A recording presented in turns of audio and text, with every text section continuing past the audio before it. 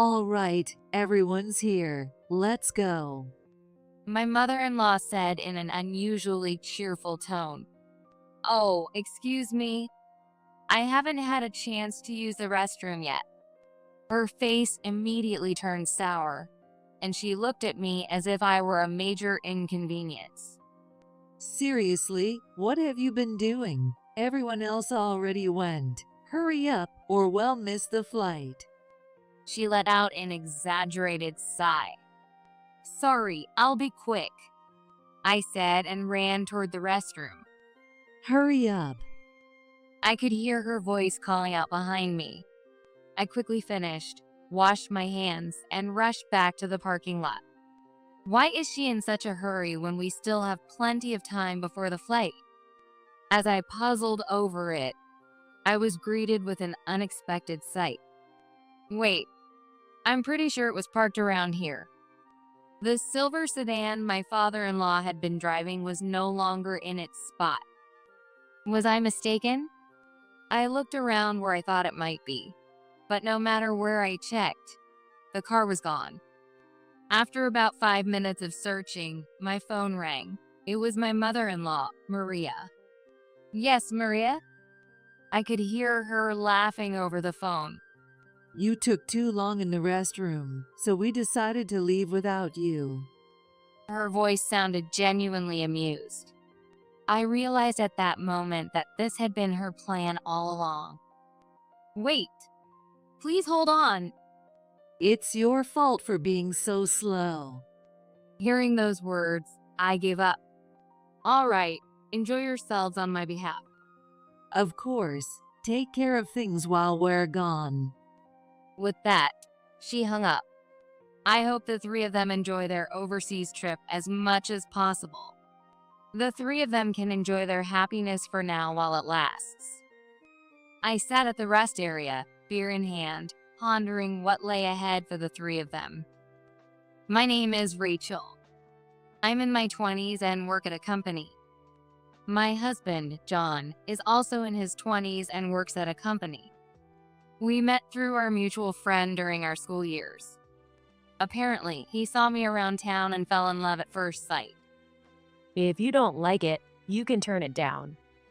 Well, I guess I have no choice. At the time, I wasn't interested in dating, but my friend convinced me to meet him. Reluctantly, I ended up meeting John for dinner at a restaurant with our friend joining us. I wasn't sure what to expect. But when he arrived, he was well-dressed and looked like an average office worker. I was relieved that he seemed like a normal person. I bet it was a shock when some random guy who just saw you on the street invited you to dinner. It must be felt like a new kind of pickup line, He said, clearly embarrassed. I almost spit out my champagne but managed to hold it back. Seeing this, he quickly pulled a handkerchief from his pocket and handed it to me. His thoughtful gesture left a good impression. I took the handkerchief and thanked him. It was a neatly ironed handkerchief. It wasn't that bad, but I was definitely surprised. Really? Yeah, not many people notice me like that. As I said this, I felt my face flush. Our conversation flowed well, and I found myself wanting to know more about John. I decided to give the relationship a chance. John was very close to his parents, and he even had family photos displayed at his home. I thought of him as a kind and family-oriented person. Having lost my parents at an early age, I admired John's close bond with his family. We dated steadily and eventually decided to get married. When I told my friend about our engagement, she looked concerned. Are you sure about this? It must stem from the fact that I grew up not really understanding what a family is. That's what I laughingly told my concerned friend. You're worrying over nothing. After getting married, John and I moved into a new apartment.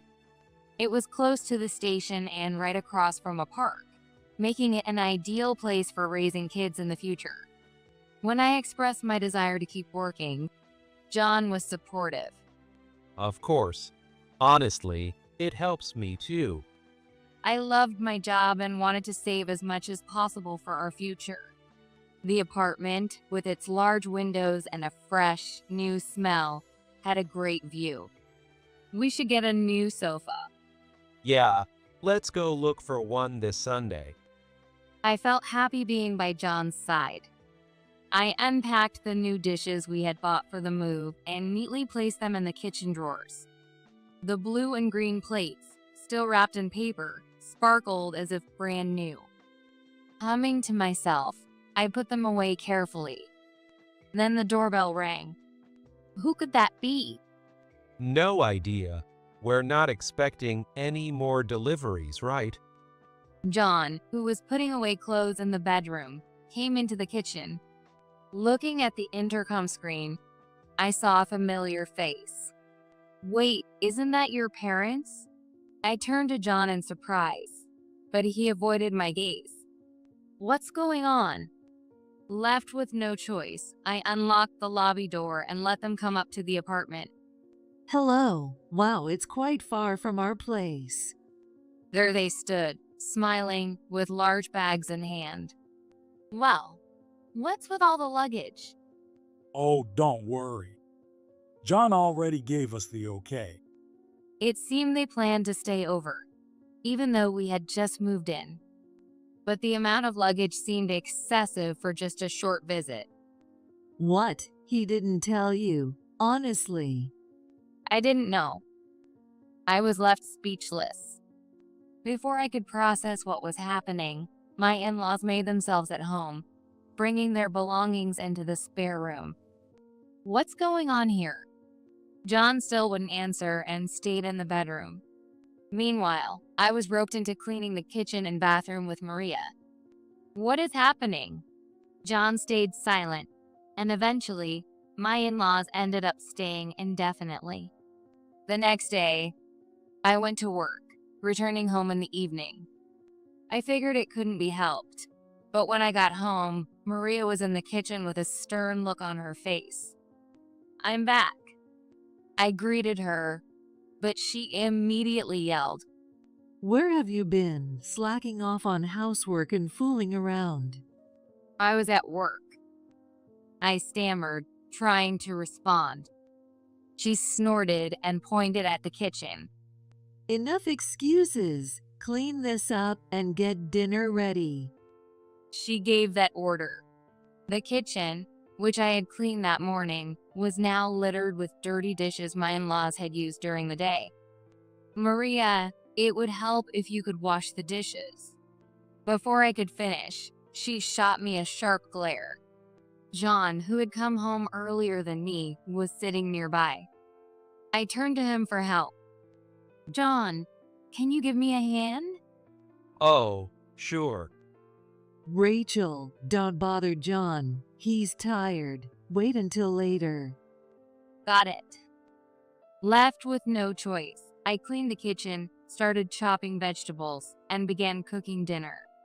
Later, when I checked the laundry room, I found it piled high with my in-laws' dirty clothes and John's clothes from his shower. I thought the least John could do was run the washing machine, but when I looked over, he was relaxing with his father, drinking beer. With a sigh, I tossed the laundry into the washing machine and started it. At the same time, I finished cleaning the bathroom and returned to the kitchen. Maria was sitting on the sofa, working on her knitting hobby. Apparently, she was into making hats this time. She showed no intention of helping with dinner and kept her back turned to me as she worked. Watching her out of the corner of my eye, I finished preparing dinner. Dinner was ready a little after 7 p.m., and I called the three of them to the table. Dinner's a little late in this house, isn't it? Maria sighed as she placed her knitting project into a basket. Oh, come on. Don't say it like that. My father-in-law, Sam and John, both tipsy and red-faced from beer, sat down at the table. Looks good, doesn't it? We all gathered around the table, sharing comments and complaints about the meal. I hardly remember how the food tasted that night. I used to long for the idea of a close-knit family, but is this what it's supposed to be? It felt different from the family bond I had imagined. Balancing housework and my job, I finally had a day off from work. That morning, I started deep cleaning the entire apartment. I stripped the covers off the beds and washed sheets for all 4 of us, hanging them out to dry on the balcony. The weather was perfect, and I was sure they would dry quickly. I took a deep breath, filling my lungs with the refreshing air. Then, I noticed the dirt on the balcony windows. Since I'm on the shorter side, I realized I couldn't easily reach the higher spots. I decided to ask John, who was lying on the couch watching TV. "Hey, John, could you help me out for a second?" He gave me an annoyed look. What is it? He kept lying there, looking up at me with disinterest. I couldn't believe how lazy he was. And just as I was about to explain my request, Maria chimed in from the sofa. Rachel, what on earth are you trying to make the breadwinner of this household do? Well, I was just going to ask him to help clean. Cleaning. Asking your husband to clean is ridiculous. What kind of upbringing did you have? I've never made my husband do chores. Angrily scolding me, she stormed off to the room she had claimed as her own. Watching her retreating figure, John turned back to me and said, Well, there you go. "What does that even mean?" Left with no choice, I brought out a folding step stool and finished the cleaning myself. I felt like crying, realizing how spineless John was when it came to his mother. But John's lack of reliability wasn't my only concern. Rachel, can I get that now? Sam asked with a sly grin, referring to the allowance he demanded every month. It wasn't just him. Maria also asked for money regularly. "Could you discuss this with John instead?" When I said that, Maria exploded with anger. He already pays the living expenses. If you're working too, you should be generous enough to give us a little spending money. Faced with her yelling, I reluctantly gave them $300 each month. Well, that's barely anything. Don't be so stingy. Her complaints were relentless. I carried on with my days, letting their words go in one ear and out the other. If I hadn't, I would have broken down long ago. If they had the energy to complain, at least they weren't sick, I thought to myself. A few months after they moved in, Sam suddenly fell ill and was hospitalized. According to the doctor's diagnosis, it is gout. I went to the hospital multiple times to care for him and even covered his hospital and treatment expenses. When I talked to John about the costs, he stuck out his tongue apologetically and said, Sorry about this. Can you take care of it? After a few weeks in the hospital, I decided to help Sam adopt a healthier lifestyle upon his discharge. I borrowed books from the library and planned nutritious meals for him. While Sam enjoyed the new meals, Maria clearly wasn't pleased. That's so bland. What is this? She said as she poked at the beef stew. I adjusted the seasoning and reduced the salt for health reasons. Well, the flavor's mild, but it's tasty, Sam said, complimenting the dish. Meanwhile, Maria wore a sour expression beside him. The next day, clearly dissatisfied with my cooking, Maria went grocery shopping. She bought greasy prepared foods and served them to Sam. Looking at the leftovers, I said to her, Maria, you need to pay more attention to his diet, or his gout will flare up again. I urged her to help improve his eating habits. They must have been living with such eating habits all along. I knew it wouldn't be easy to change years of unhealthy habits overnight. But she showed no interest in listening to me. Stay out of it. You're not family. She scolded me harshly. A few weeks after my father-in-law's discharge, John came up with an idea. How about a trip to LA to celebrate Dad's recovery? LA, that sounds wonderful. I was thrilled at his suggestion. John and I hadn't even gone on our honeymoon yet. The idea of our first trip filled me with excitement. My in-laws were also overjoyed, smiling ear to ear. That's my son. Maria praised John, clearly delighted. Since John offered to book the plane tickets and a luxury hotel online, I focused on getting everything else we'd need for the trip. Finally, the departure day arrived. From the morning, Maria was unusually upbeat. Does this hat look good on me? Or maybe this one? She kept pondering over her options. Since she had knitted them herself, the only difference between the hats was the color. They all looked the same to me. I think the green one you made recently suits you best. She picked up the green hat made of yarn and looked pleased. Since John wasn't confident driving, Sam took the wheel to the airport. John and I sat in the back seat, and we headed out. The weather was great, warm and sunny, and my in-laws were in a good mood. Everything seemed perfect. After about an hour of driving, we stopped at a rest area for a restroom break. Maria, who had been chatting nonstop and drinking plenty of tea, hurried to the restroom. Oh, Rachel, make sure to pick up souvenirs for the relatives. I'm counting on you, 6 sets, and don't buy the same ones for everyone. She shouted before disappearing. We hadn't even reached our destination, so why were we buying gifts here?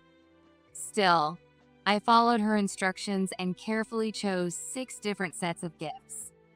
Oh. Carrying 6 sets of gifts was no small task. After loading them into the car, I finally headed to the restroom. All right, everyone's back. Let's go. She said in an unusually excited tone. Wait, I haven't used the restroom yet. When I objected, she gave me a deeply annoyed look. What? Everyone else is already gone.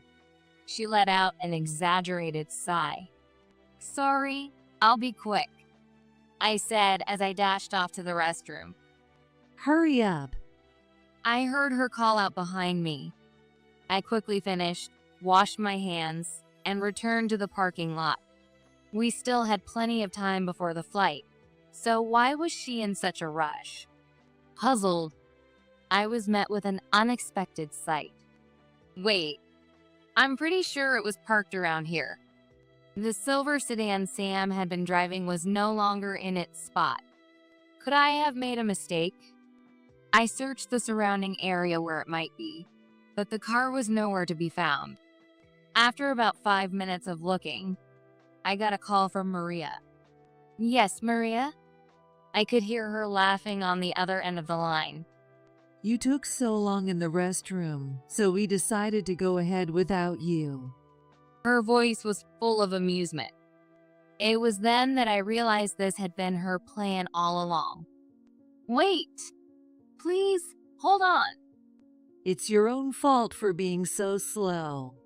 Hearing this, I resigned myself to the situation. All right, please enjoy the trip for me as well. Of course. Take care of the house while we're gone. She hung up after saying that. I immediately looked at my smartphone. I logged into the credit card company's member page and submitted a request to suspend my card. Now what? I looked around the quiet parking area. Apparently, they were selling apple pie nearby. I decided to try some first. By the time I had indulged in various snacks at the rest area and felt full. Then, Maria called again. I answered the call, holding a can of beer in one hand. What did you do? What do you mean? I calmly sipped my beer as she shouted on the other end. Why have the plane tickets been canceled? Did you do something? Even as she accused me, I knew there was nothing I could do. It seemed Maria had decided that I must have accessed their ticket booking account and canceled the reservations out of spite. How did she even come to that conclusion? For one, I wasn't involved in booking the tickets at all. The only thing I did was suspend my own credit card. Oh, I see. That's probably why. I muttered to myself, but Maria didn't miss it. What do you mean? It was you, wasn't it? Wasn't the payment for the tickets made with my credit card? It didn't seem like she understood what I was saying. So, since I suspended my card, the payment likely didn't go through, and the tickets were canceled. What's that supposed to mean? Apparently, John had booked the tickets, but the payment was made using my card. Anticipating something like this, I had suspended the card. When Maria learned this, she directed all her anger at me. John is paying for the living expenses. The trip expenses should be your responsibility. That's why I allowed you to work. Her voice was filled with indignation, and she yelled at me with a condescending tone. Even holding the phone away, I could still hear her shouting. At this rate, I was at risk of going deaf. Since my ears were starting to hurt, I reluctantly hung up. I also blocked her number for good measure. Once everything was quiet, the beer tasted even better. It was time to call for a ride. I reached out to my friend who had been worried about me marrying John. She arrived quickly after I contacted her. When she showed up, I was just opening my second can of beer. This turned into quite the disaster. She sighed.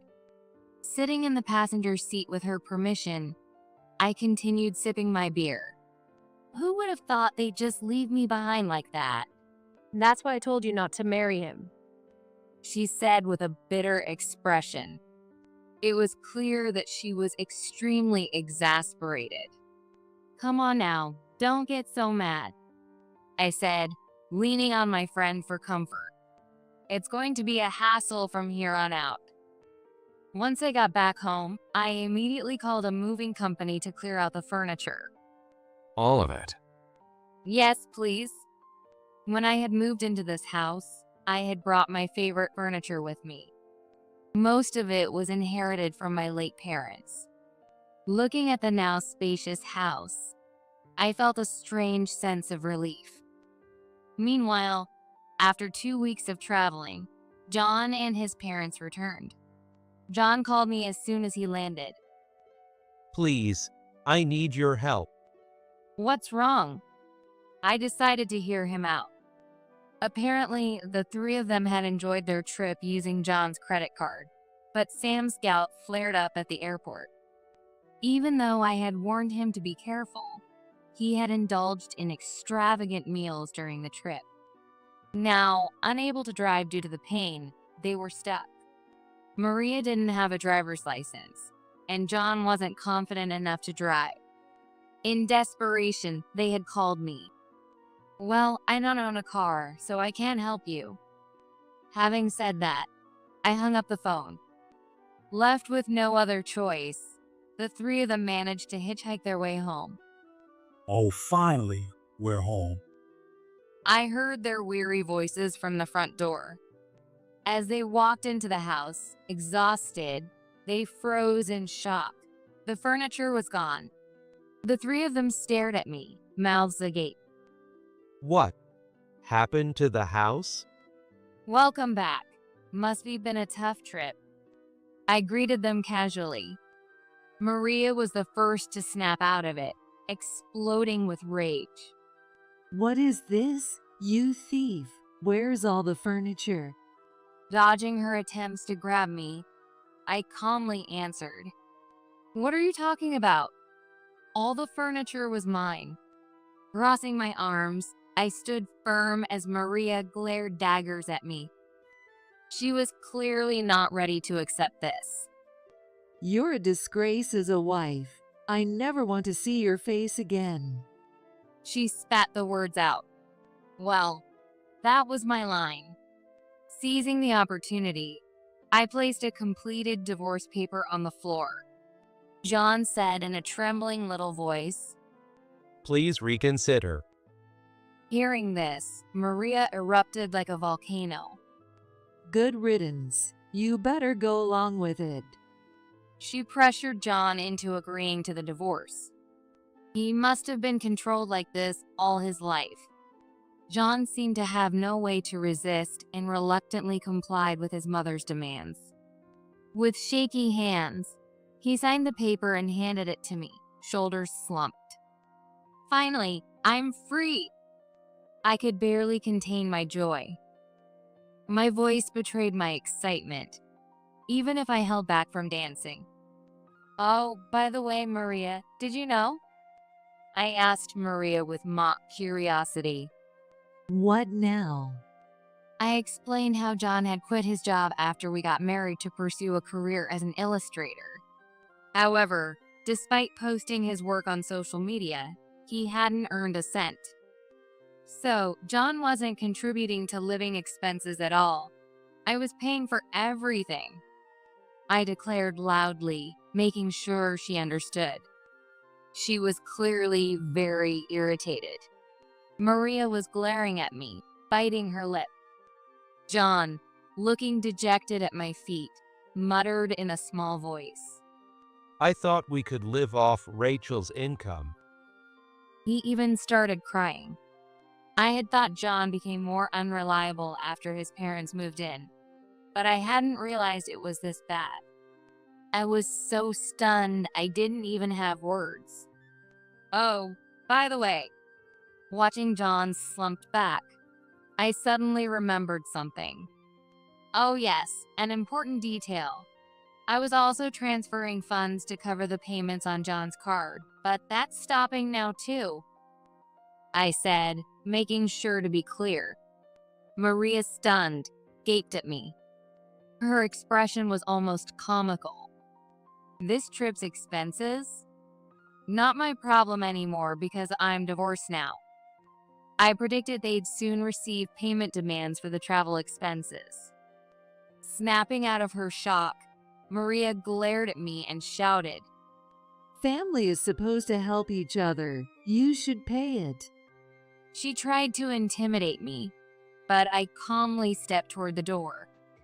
Family? Well, we're not family anymore. I'm divorced. I left those words behind and hurried outside. Waiting in front of the apartment, my friend waved me over. Hurry up. As I approached her car, I noticed all three of them chasing after me. Get the car, now. Maria yelled at Sam, but he was immobilized by the pain in his foot. She then turned to John, but he shouted back, I can't drive either. How pathetic. Isn't the car still at the airport? I muttered as I got into the car. As my friend's car started moving, Maria attempted to run after us, but her unfit body couldn't keep up. Looking at the three of them in the rearview mirror, my friend and I burst into laughter as we headed to the city office. 3 months later, I was officially divorced and feeling refreshed. I cut the hair I had been growing out for years, chopping it from mid-back length to a long bob. It felt like shedding not only my hair, but all the unnecessary memories tied to it. I was in a great mood, and even people at work complimented my new look, saying it suited me. That day, I styled my newly cut hair lightly and headed to the office. Having time for myself like this felt wonderful, something I had come to appreciate more and more recently. As I approached my workplace, I noticed a commotion outside. What's going on here? Is it some kind of protest? A protest? Curious, I stopped and looked closer. Pushing through the crowd, I spotted someone at the center. Oh no, it's Maria, I whispered in disbelief. She was sitting there with a sign that read, Justice against the bad wife. Unbelievable. What kind of nerve does it take to pull this off? If she noticed me, she'd undoubtedly cause a scene. Just then, a police officer approached her. Mom, you can't sit here. This is private property. Let's have a chat at the station, okay? No way. I'm waiting for someone. Even with the police, she was defiant. Apparently, someone had reported her for obstructing the area. I didn't do anything wrong. She protested loudly but then spotted me and pointed, shouting. There she is. That bad wife. It's all her fault. Thankfully, the crowd was so large that no one knew who she was pointing at. I quickly slipped away, pretending I didn't know her. Well, technically, we had been strangers for 3 months already. Later, I got a call from the police, informing me of what she had told them. According to her, John had received notices from the credit card company after the trip, but couldn't make the payments. No surprise there. He had no income. His parents couldn't afford to cover the costs either, and they ended up on a blacklist, facing significant financial trouble. Apparently, Sam's gout had worsened, but without insurance payments, they feared the high cost of hospital treatment and opted for home care instead. It was a sad story, but there was nothing I could do to help. Hearing it all left me feeling down. I was staring at my shoes when I heard a car horn. My friend had arrived to pick me up. She was waving at me with a smile. I walked over, got into the passenger seat, and said, "Sorry, and thank you." No problem at all. Sorry I'm late. It was no overtime day, so I had managed to finish work early. I had planned ahead to take the afternoon off so we could head out for a trip. We were going to stop by my new place to pick up my luggage and then head off together. Tonight, we're having an amazing dinner. And a resort hotel too. The views will be incredible. My friend replied cheerfully as she drove. We had plans to stay at a luxury hotel, enjoy the pool. It's probably around the time when the autumn leaves are at their most beautiful. I couldn't wait to see the scenery from the car windows. We're usually surrounded by crowds of people. The beauty of nature must be truly exceptional.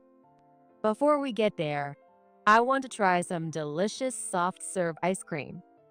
My friend showed me a shop on social media that was along the way, her excitement evident.